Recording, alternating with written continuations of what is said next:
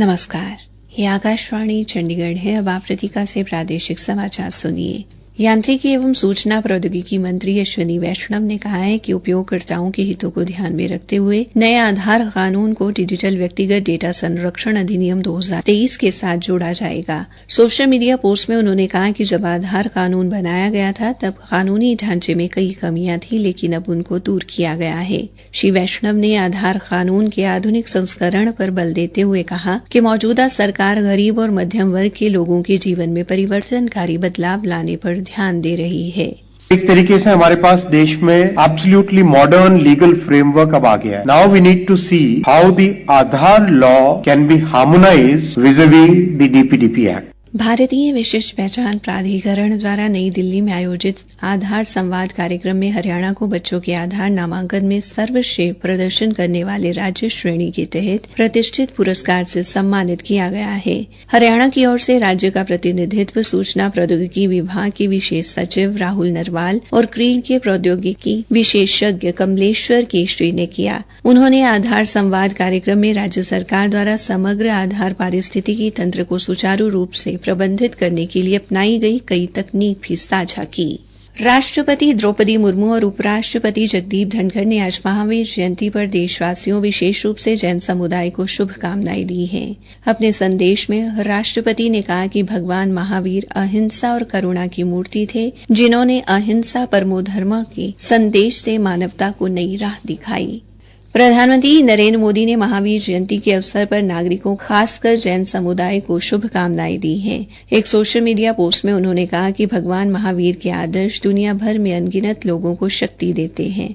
उन्होंने कहा कि जैन समुदाय ने उनकी शिक्षाओं को खूबसूरती से संरक्षित और लोकप्रिय बनाया है। श्री मोदी ने कहा कि सरकार भगवान महावीर के सपने को पूरा करने के लिए प्रतिबद्ध है।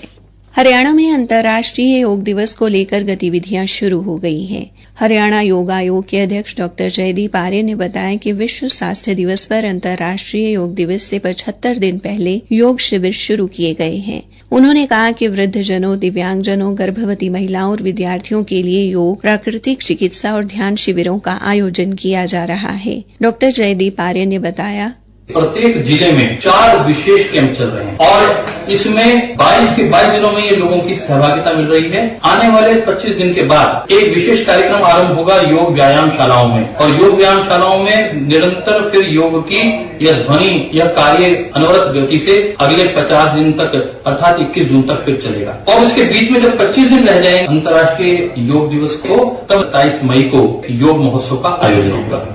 डॉक्टर जयदीप आर्य ने कहा कि 27 मई को योग महोत्सव में मुख्यमंत्री नायब सिंह सैनी भागीदारी करेंगे।